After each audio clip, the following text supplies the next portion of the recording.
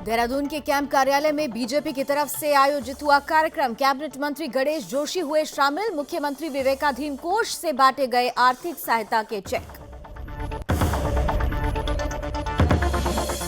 उत्तराखंड के सीएम पुष्कर सिंह धामी पहुंचे पिथौरागढ़। सीएम धामी ने प्रसिद्ध महाकाली मंदिर के किए दर्शन। सीएम धामी ने गंगोलीहाट के खेल मैदान में किया जनसभा को संबोधित। पर्यटन मंत्री सतपाल महाराज पहुंचे पौड़ी। सतपाल महाराज बीजेपी के कार्यक्रम में हुए शामिल। सतपाल महाराज ने विधानसभा क्षेत्र में लोक निर्माण विभाग की तरफ से करोड़ों की सड़कों का किया शिलान्यास। 30 दिसंबर को देश के प्रधानमंत्री नरेंद्र मोदी करेंगे उत्तराखंड का दौरा। पीएम दौरे को लेकर बीजेपी के कार्यकर्ताओं ने निकाली रैली के माध्यम से जनता से हल्द्वानी कार्यक्रम में पहुंचने का दिया निमंत्रण। और बाजपुर के राजकीय प्राथमिक विद्यालय में छात्र छात्राओं के लिए लगाया गया प्रशिक्षण शिविर में छात्राओं को दिए गए कराटे का प्रशिक्षण।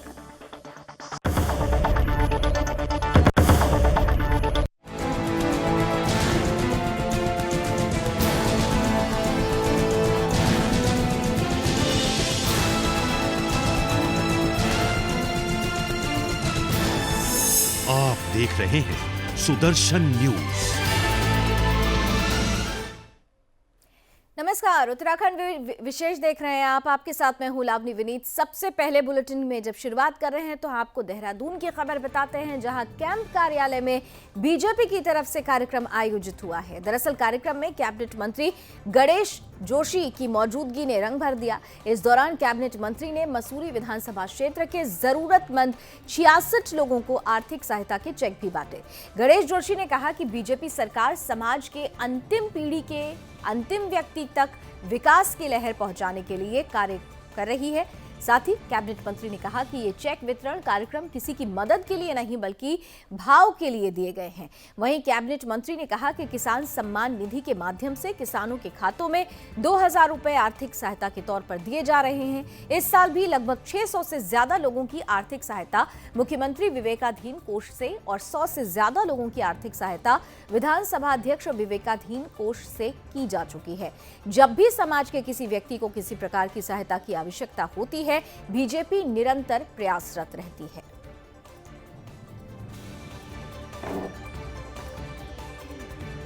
पुष्कर सिंह धामी जी ने जब से इस प्रदेश की कमान संभाली है,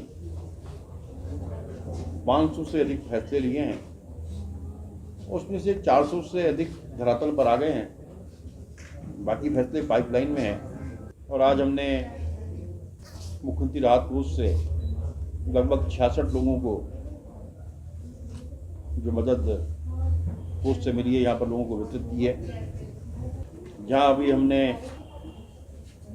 किसान सम्मान निधि के माध्यम से किसानों के खाते में 2-2 हज़ार रुपये डाले हैं, वहीं हमने आंगनवाड़ियों का, आशा वर्कर्स का, उनका मानदेय हमने बढ़ाया है, भोजन माताओं का मानदेय हमने बढ़ाया है। और ब्यूरो चीफ कृष्णा कुमार हमारे साथ जुड़ चुके हैं इस खबर पर ज्यादा विस्तार से जानकारी देने के लिए। सीधे रुख करते हैं कृष्णा का। कृष्णा, उत्तराखंड चुनावों के मुहाने पर खड़ा हुआ है और बीजेपी सरकार ने जिस तरह से काम किया है, उद्देश्य था अंतिम व्यक्ति तक योजनाओं का लाभ पहुंचाना। आज कैंप कार्यालय में भी कुछ ऐसा ही नजारा रहा। कितनी तैयारी पार्टी की तरफ से और कितने तैयार हैं लोग? बिल्कुल, निश्चित तौर पर देखिए लावनी, अब उत्तराखंड में चुनाव का समय जो है वो काफी कम रह चुका है। महज हम कह सकते हैं 10 दिन भी नहीं है जब आचार संहिता उत्तराखंड में लग जाएगी और चुनावी बिगुल एक तरीके से शुरू हो जाएगा आचार संहिता के साथ ही। लेकिन उत्तराखंड सरकार, हम देख रहे हैं पुष्कर सिंह धामी के नेतृत्व में लगातार जो जरूरतमंदों को सहायता पहुंचाने का कार्य है वो लगातार हमको करते हुए दिख रही है। इसी कड़ी में देखिए आज उत्तराखंड के कैबिनेट मंत्री गणेश जोशी ने अपने कैंप कार्यालय में एक कैंप का आयोजन किया गया, जिसमें 66 से ज्यादा लोगों को आर्थिक सहायता के जो है चेक प्रदान किए गए हैं। क्योंकि लगातार हम देख रहे हैं गणेश जोशी भी जो है धरातल पर मसूरी विधानसभा से विधायक है, उन्होंने अपनी विधानसभा क्षेत्र के ही जरूरतमंदों को ये जो है चेक वितरण किए हैं। इसके अलावा गणेश जोशी ने कहा कि हमारी सरकार पूरी की पूरी उत्तराखंड की जनता के साथ है, चाहे आशा वर्कर्स की बात करें, चाहे हेल्थ वर्कर्स की बात करें। उत्तराखंड सरकार हर एक पर ध्यान दे रही है। आशा वर्कर्स के भी पे में उनकी बढ़ोतरी करी है। इसके साथ ही कई अहम फैसले जो है पुष्कर सिंह धामी सरकार ने लिए हैं, जिससे जनता के बीच में एक खासा खुशी की लहर है, जिससे हम देख रहे हैं कि उत्तराखंड में जो चुनौती इस टाइम पर भाजपा के सामने बनी हुई दोबारा सत्ता में रिपीट करने की, वो भी सरल होती हुई दिख रही है लावनी। लेकिन कृष्णा, यहाँ पर लगातार अगर देखें तो विपक्षियों की तरफ से कहा जा रहा है कि ये सभी योजनाएं धरातल पर उतारने का काम अंतिम क्षणों में ही क्यों हो रहा है? ये जो भी प्रक्रियाएं अपनाई जा रही है, ये अंतिम क्षणों में क्यों? ये सिर्फ जनता को लुभाने के लिए, वोट बैंक इकट्ठा करने के लिए किया जा रहा है? विपक्षी अगर ऐसा कह रहे हैं तो क्या इससे माहौल में कुछ परिवर्तन आता हुआ दिखाई देता है?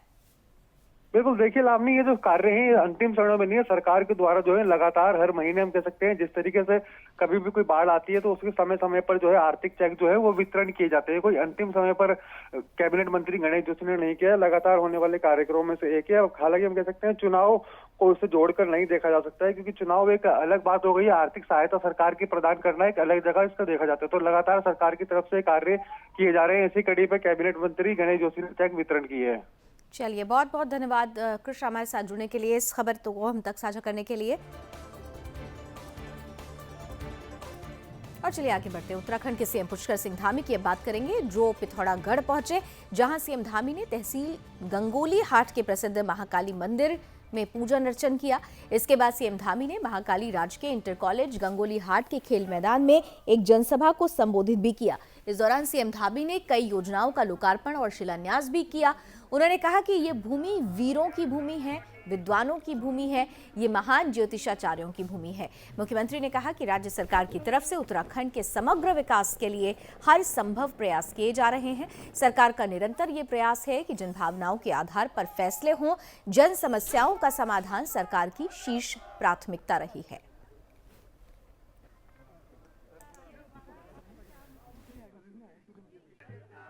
ये यात्रा माननीय प्रधानमंत्री जी के द्वारा जो उत्तराखंड राज्य के लिए काम किए गए हैं, देश के लिए काम किए गए हैं, वो आम जनता और सामान्य जनता तक ले जाएंगे। उत्तराखंड राज्य की सरकार ने जो काम किए हैं उन काम को बताएंगे और सबका आशीर्वाद लेंगे। विजय संकल्प का अभियान करेंगे। पूरा विजय संकल्प है, जिसमें कोई विकल्प नहीं है। और उत्तराखंड की जनता को जो मोदी जी ने काम किए हैं, उत्तराखंड सरकार ने काम किए हैं, दोनों ने मिलकर 1 लाख करोड़ की योजना पिछले 5 वर्षों में उत्तराखंड के लिए स्वीकृत हुई है। तो हमारी जो सरकार उत्तराखंड की जो उसकी ज़रूरत है, केंद्र की सरकार उसको अपनी प्राथमिकता में लेती है। दोनों सरकारें मिलकर डबल इंजन तेज़ी से आगे बढ़ेगा। हम लोग यही संकल्प जनता के सामने ले जाएंगे, उनका आशीर्वाद लेंगे। जनपद पौड़ी के चौबट्टा खाल विधानसभा में प्रदेश के पर्यटन मंत्री सतपाल महाराज पहुंचे। इस दौरान सतपाल महाराज बीजेपी के कार्यक्रम में शामिल हुए। बीजेपी कार्यकर्ताओं और लोगों ने सतपाल महाराज का जोरदार स्वागत किया। इस बीच सतपाल महाराज ने विधानसभा क्षेत्र में लोक निर्माण विभाग की तरफ से करोड़ों की सड़कों का शिलान्यास किया। सतपाल महाराज ने लोगों को संबोधित करते हुए कहा कि उत्तराखंड का चौमुखी विकास हो रहा है। इस उद्देश्य को लेकर सरकार लगातार प्रयासरत है। साथ ही उन्होंने कहा कि आज बड़ी प्रसन्नता का दिन है, क्योंकि बड़े लंबे संघर्ष के बाद इस मोटर मार्ग का शिलान्यास करने का शुभ अवसर मिला है।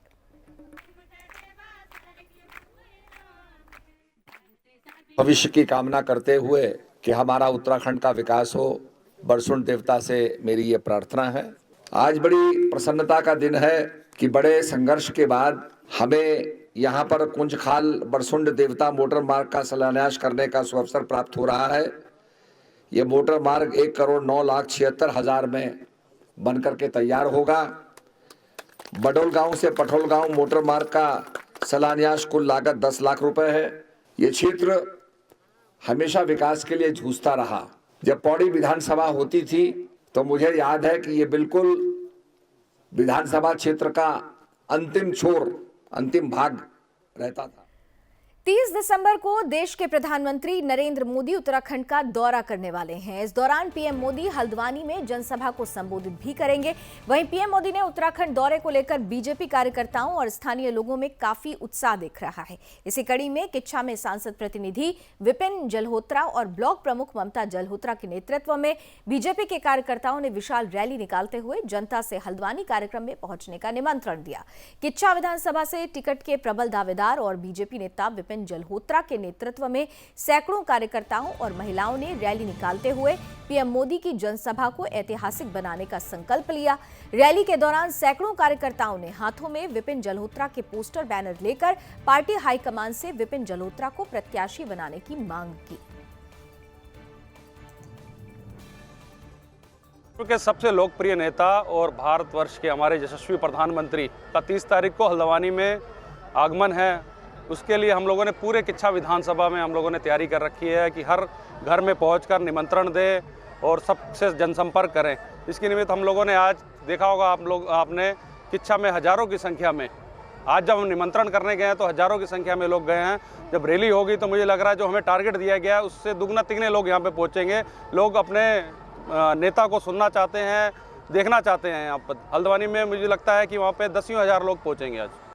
ब्लॉक प्रमुख ममता जलोत्रा जी, सांसद प्रतिनिधि विपिन जलोत्रा जी, उनके साथ भारतीय जनता पार्टी के मंडल अध्यक्ष, तीनों सारे मोर्चों के अध्यक्ष, सबको साथ में लेकर हमने पूरे किच्छा में डोर टू डोर जनसंपर्क किया है। व्यापारी भाइयों से निवेदन किया है कि देश के यशस्वी प्रधानमंत्री जी के विचारों को सुनने के लिए अधिक से अधिक संख्या में आप हल्द्वानी पहुंचने के लिए हमने अपील करी है।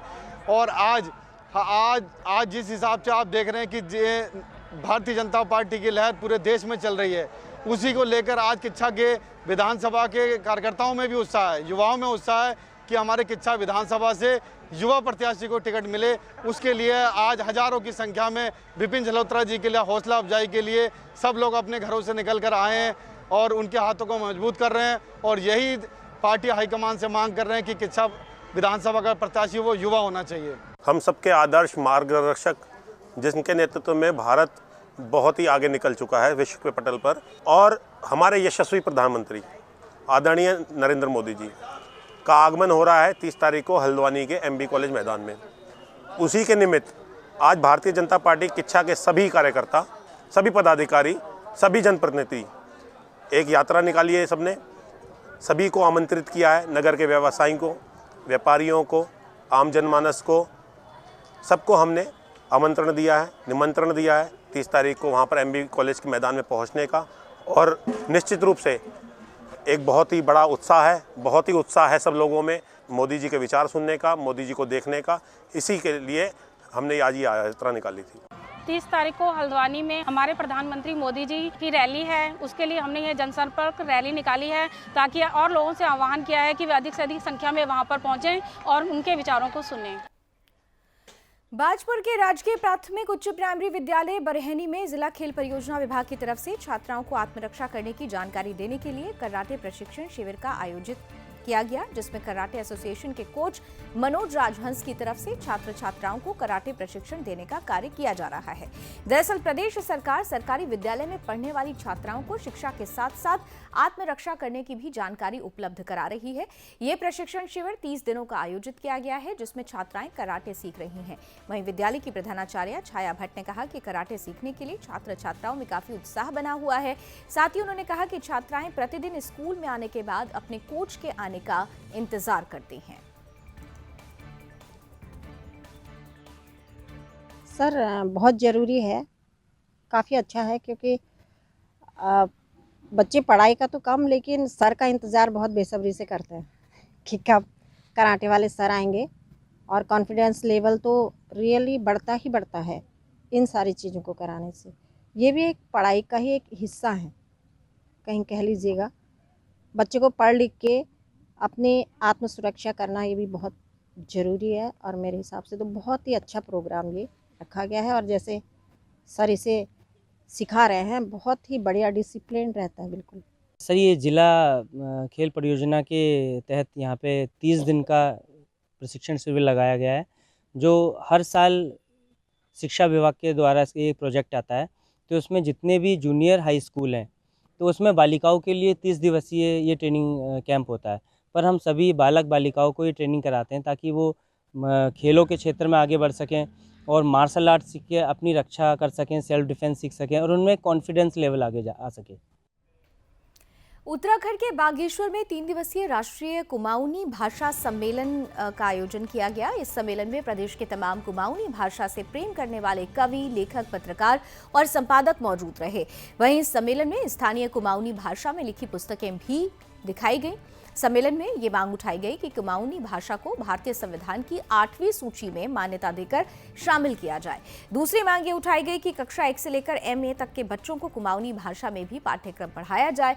वहीं वक्ताओं ने सम्मेलन में राज्य सरकार से मांग पूरी करने की अपील की।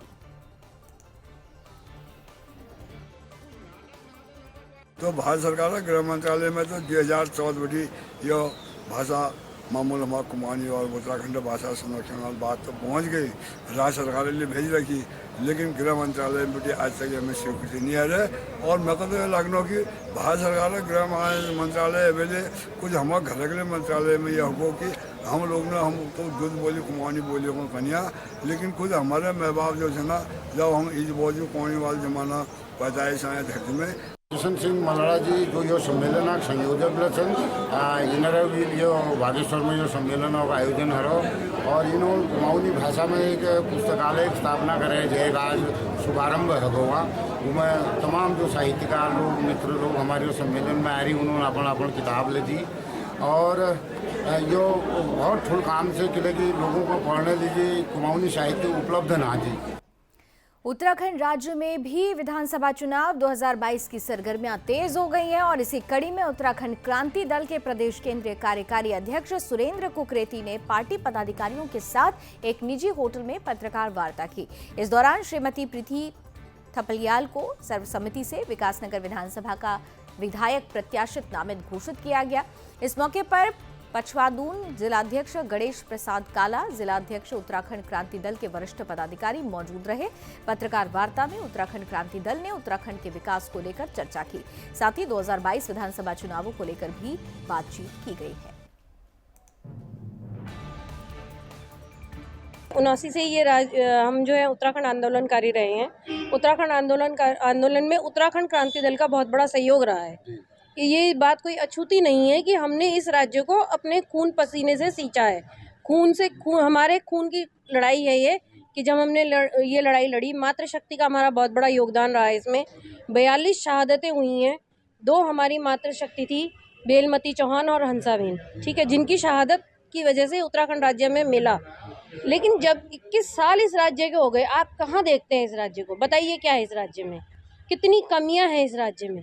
हम उन कमियों को हमेशा से पूरा करना चाहते थे और पूरा करना चाहेंगे। ये राज्य हमारा है और हम इस राज्य को संवारने के लिए हमेशा से प्रतिबद्ध हैं। आप तो पत्रकार मित्र हैं, आपको सब पता है। अगर 4000 करोड़ रुपया उस समय हमारे हिस्से में आया था तो आज वो बढ़कर कितना हो गया है वो कर्जा। कैब की रिपोर्ट है, 64,000 करोड़ रुपया जो है हम पे कर्जा हो चुका है। ये चिंता का विषय नहीं है। ये चिंता कौन कर रहा है? उत्तराखंड क्रांति दल चिंता कर रहा है। पहाड़ जैसा जीवन हमारी महिलाएं जो है पहाड़ों में जी रही है, वो चिंता है।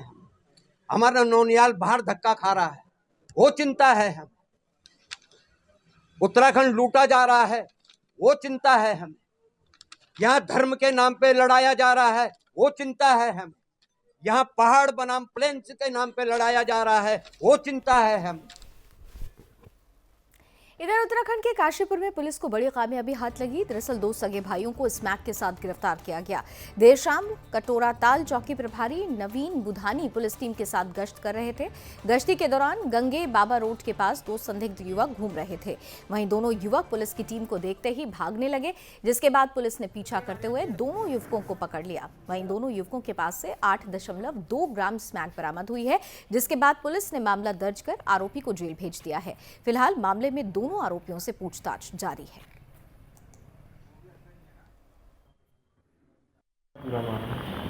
हमने काशीपुर कोतवाली क्षेत्र में जितने भी ये स्मैक का जो धंधा लोग कर रहे हैं और स्मैक का जो चलन चल रहा है, इसके लिए हमने एक टीम बनाई है। उस टीम ने कल रात को चेकिंग के दौरान 2 लोगों से करीब 8 ग्राम स्मैक हम लोगों ने बरामद की है, पकड़ी गई है।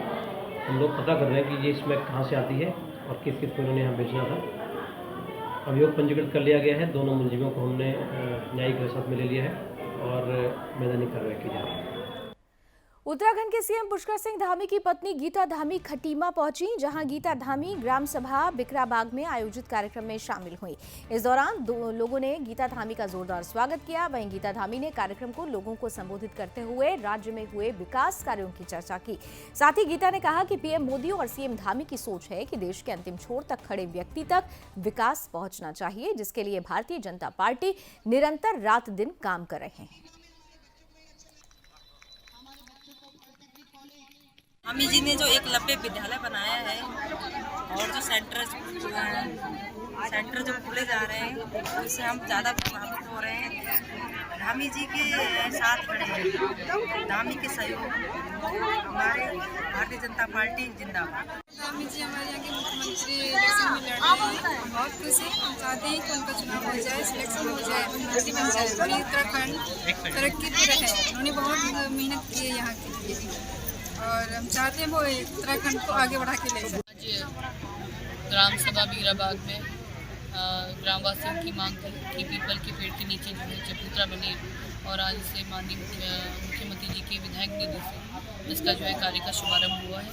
साथ में जन संवाद कार्यक्रम में सहभागिता की है और यहाँ पे लोगों ने विभिन्न समस्याओं को अपनी बताया है और माननीय मुख्यमंत्री जी के समक्ष इन समस्याओं को रखा जाएगा, इसका आश्वासन दिया है। और साथ ही लोग यहाँ पे हमारी भारतीय जनता पार्टी की विचारधाराओं से नीतियों से प्रभावित होकर और माननीय मुख्यमंत्री जी श्री धामी जी के कार्यों से प्रभावित होकर के अनेकों महिलाओं ने अन्य दलों को छोड़कर के भारतीय जनता पार्टी की सदस्यता ली है। आगे बढ़ते हैं। आप पार्टी ने कोटद्वार में गौरव सेनानी मिलन कार्यक्रम का आयोजन किया, जिसमें मुख्य अतिथि के तौर पर आप पार्टी से मुख्यमंत्री उम्मीदवार कर्नल अजय कोठियाल शामिल हुए। इस दौरान आप पार्टी के कार्यकर्ताओं ने कर्नल अजय कोठियाल का स्वागत किया। इस दौरान कर्नल अजय कोठियाल ने जनता से बातचीत की, साथ ही 2022 विधानसभा चुनावों की चर्चा की। वहीं इस मौके पर कर्नल कोठियाल ने कहा कि जल्दी ही फौजियों के लिए कई घोषणाएं लेकर आएंगे। साथ ही उन्होंने कहा कि आप पार्टी को लगातार जनता का समर्थन मिल रहा है। अच्छे विषय रखें, चिंताएं रखी हैं और खाली फौजी संबंधित नहीं है, इन्वायरमेंट संबंधित है, यहाँ पे पूरी जनता संबंधित है। तो कहीं ना कहीं फौजी खाली अपना ही नहीं, उसके भी तो रिश्तेदार तो सारे और भी होते हैं ना, उन चीज़ों को हम लेके चल रहे हैं और जल्दी ही हम फौजियों के लिए और किस तरीके की घोषणाएं करेंगे उसको सामने लेके आएंगे। आम आदमी पार्टी क्या कर रही है, जहाँ भी प्रभारी डिक्लेयर कर रही है उसको कैंडिडेट लेके चल रही है। अभी हमने ये हमारे वकील साहब हैं अरविंद वर्मा, इनकी आप देखो लोग रिस्पेक्ट करते हैं, अपने तरीके से कैसे जनता के लिए लड़ रहे हैं, किस प्रकार की इनकी सोच है, समझ है, बातचीत करने का तरीका। खुद परिवार ठीक है तो बाकी भी सब ठीक है। अभी इनको हमने यहाँ प्रभारी डिक्लेयर कर। कोटद्वार में राजस्व निरीक्षक, उप निरीक्षक और राजस्व सेवक संघ ने अपनी 4 सूत्रीय मांगों को लेकर अनिश्चितकालीन हड़ताल शुरू कर दी है। दरअसल हड़ताल के चलते कोटद्वार, लैंसडाउन, सतपुली, चौपटा खाल तहसीलों का कामकाज ठप हो गया है। वहीं पुलिस कार्य भी प्रभावित होने लगे हैं। राजस्व उप निरीक्षकों का कहना है कि जब तक इनकी मांग पूरी नहीं होती वो अनिश्चितकालीन हड़ताल पर रहेंगे। इस दौरान राजस्व सेवक संघ ने सरकार से अपनी 4 सूत्रीय मांग में एकीकरण नहीं करने, समान कार्य के लिए समान वेतन, समान संसाधन, 16वें राजस्व निरीक्षक और उप निरीक्षक बैच के ठोस पुनर्गठन करने की मांग उठाई। साथ ही उन्होंने मांगे पूरी नहीं होने तक आंदोलन जारी रखने का ऐलान किया है। ये धरना तो अभी निश्चित नहीं, अनिश्चितकालीन के लिए चल रहा है। हमारी मुख्य 4 सूत्रीय मांगे हैं, जिसमें कि समान कार्य के लिए समान वेतन और जो वेतन उच्चीकृत हमारा है वो हम 2006 से हम चाह रहे हैं कि वो हमें मिले। तीसरी जो राजस्व निरीक्षक क्षेत्रों का जो पुनर्गठन है वो हो, और चौथा जो है कि पात्र राजस्व उप निरीक्षकों को उनकी ट्रेनिंग पे भेजा जाए। और साथ ही साथ जो एकीकरण है उसके भी खिलाफ हम लोग यहाँ पे बैठे हुए हैं कि एसके और आरके का जो एकीकरण की बात कही गई है उसके खिलाफ हम यहाँ पे धरने पे बैठे हुए हैं। तो हमारी मांग यही है कि जितनी जल्दी हो सरकार हमारी मांगों को मान ले और हम दोबारा से अपने कार्य क्षेत्र में लौट सकें। उत्तराखंड के मसूरी में नए साल का जश्न मनाने के लिए पर्यटकों की भारी भीड़ देखने को मिल रही है। इसी कड़ी में पर्यटकों की भारी भीड़ को देखते हुए मसूरी के एसडीएम मनीष कुमार और एसएसपी ट्रैफिक आशीष ने ग्राउंड पर उतरकर लोगों को कोविड के नियमों का पालन करने के साथ ही यातायात के नियमों को पलायन करने के लिए जागरूक किया है। एसडीएम और एसपी ट्रैफिक ने लोगों को 2 गज की दूरी, मास्क है जरूरी के बारे में प्रेरित किया। इस दौरान नियमों का उल्लंघन करने वाले लोगों पर कार्रवाई भी की गई। वहीं एसडीएम का कहना है कि नए साल के जश्न को लेकर मसूरी में पर्यटकों की भारी भीड़ आने की उम्मीद है। अब ऐसे में कोविड के नए वेरिएंट ओमिक्रॉन को लेकर भी सरकार की तरफ से दिशा निर्देश जारी कर दिए गए हैं, जिसके तहत बिना मास्क के कोई भी बाजार में नहीं घूमेगा। वहीं रात 10 बजे के बाद कोई भी आयोजन नहीं होगा। सभी बड़े आयोजनों पर रोक लगा दी गई है। वहीं पार्टी और आयोजनों में 100 से ज्यादा लोग इकट्ठा नहीं हो पाएंगे। उन्होंने कहा कि नियमों को लेकर प्रशासन और पुलिस पूरी तरह से सतर्क है। उत्तराखंड पर्यटन प्रदेश है। साथ ही उन्होंने कहा कि प्रशासन और सरकार के लिए पर्यटन को भी बचाना जरूरी है। देखिए, जैसा कि आपको विदित होगा, कल हमारे यहाँ शासन से भी दिशा निर्देश जारी हुए हैं और माननीय जिलाधिकारी महोदय ने भी जो है हमें निर्देशित किया है कि कोविड के दृष्टिगत जो नया वेरिएंट है उससे हमें अपने टूरिज़्म को तो बढ़ाना ही, साथ साथ लोगों की सुरक्षा भी जो है वो करनी है। तो उसी क्रम में आज जो है मैंने लोगों के बीच जाके जांच की और मास्क पहनने के लिए प्रेरित किया। कल नगर निगम जो है, इसके नगर पालिका मसूरी, उनके द्वारा भी होर्डिंग्स और फ्लैक्स लगाए जा रहे हैं और उनके द्वारा एक डेडिकेटेड वैन जो है वो चलाई जा रही है, जिसमें लगातार जो है कोविड से रिलेटेड और मास्क पहनने से के रिलेटेड जो है लोगों को जागरूक किया जाएगा। इसके अतिरिक्त जो भीड़ है उसके क्रम में हमने स्पेशल जो है रूट प्लान भी बनाया है। प्लान रेडी है पुलिस की तरफ से, इसका सीनियर्स द्वारा भी संज्ञान लिया गया है। कल भी डीजीपी साहब द्वारा भी इसका मीटिंग द्वारा सारा एक किया जाएगा। इस बार के अलग ट्रैफिक प्लान में ये है कि plan A, plan B, plan C, ऐसे हम लोगों ने अलग अलग कंटीजेंसी प्लान बना के रखे हैं। कहीं अगर ट्रैफिक हो जाता है तो कौन से डाइवर्जन यूज़ करने, कौन से नहीं करने। ज़्यादातर रोड हम लोग वन वे की तरह से चलाएँगे सो दैट ट्रैफिक स्मूथ रहे। इसके साथ ही हमने अतिरिक्त बल देहरादून से और बाकी एरिया से मसूरी भेज रखा है। बल के साथ हमने सीपीयू की टीमें, टो मशीन्स वगैरह का भी इंतज़ाम कर रखा है। तो मेरा सारे पर्यटकों से और लोगों से ये रहेगा, अनुरोध रहेगा कि गाड़ी की पार्किंग योग्य उचित जगह पे ही करें, साथ ही लेन को फॉलो करें और जगह जगह पे जो पुलिस द्वारा डायरेक्शन दिए जा रहे हैं उसका भी इस्तेमाल किया जाए। उत्तराखंड पर्यटन विकास परिषद यानी यूटीडीबी की ओर से पहाड़ों की रानी मसूरी में 3 दिवसीय फूड फेस्टिवल का आयोजन किया गया। इस फूड फेस्टिवल में कैबिनेट मंत्री गणेश जोशी शामिल हुए। इस दौरान गणेश जोशी ने फूड फेस्टिवल का शुभारंभ किया। फूड फेस्टिवल में पर्यटकों ने जमकर पहाड़ी व्यंजनों का लुत्फ उठाया। इस दौरान विभिन्न व्यंजनों और मिठाइयों का स्वाद चखने को लोगों का तांता लगा रहा। फूड फेस्टिवल में उत्तराखंड के गढ़वाल और कुमाऊनी खाने को लेकर देश विदेश से आए हुए पर्यटक इसका स्वाद चखने के लिए बेताब नजर आए। वहीं फेस्टिवल में उत्तराखंडी लोक नृत्य, लाइव बैंड और सांस्कृतिक कार्यक्रम के साथ बच्चों के लिए विभिन्न खेल गतिविधियों का भी आयोजन किया गया। फेस्टिवल में आयोजित होने वाले सांस्कृतिक कार्यक्रम में स्थानीय कलाकार, प्रदेश की संस्कृति और कला भी प्रदर्शित की जा रही है। ये एक कोरोना के उसको कंपनसेट करता है और 9 वर्ष का वो है। यहाँ पर सभी प्रदेशों से हमारे सैलानी यहाँ आते हैं, देश विदेशों से। यहाँ पर जो खासकर जो पहाड़ी व्यंजन जो यहाँ लगाए गए हैं और पहाड़ी यहाँ के जो लोग हैं, स्थानीय लोग, उन्होंने जो ये यहाँ पे व्यंजन लगाए, बहुत ही स्वादिष्ट है। और वो व्यंजन जो आज जो कभी पहाड़ में लोग नहीं खाया करते थे, आज वो व्यंजन उनको लेने के लिए, उन कोदा की रोटी है, झंगोरे की खीर है, मंडवे का है और कंडाली की कबाब्स हैं जो यहाँ पर हमने अभी चखे हैं। बहुत सुंदर, बहुत ही टेस्टी बनाए गए हैं, जो कि स्वास्थ्य के लिए भी बहुत अच्छा है। और चलिए इसी के साथ उत्तराखंड विशेष में अभी बस इतना ही, लेकिन देश और दुनिया की तमाम खबरों के लिए आप जुड़े रहिए सुदर्शन न्यूज के साथ। जय।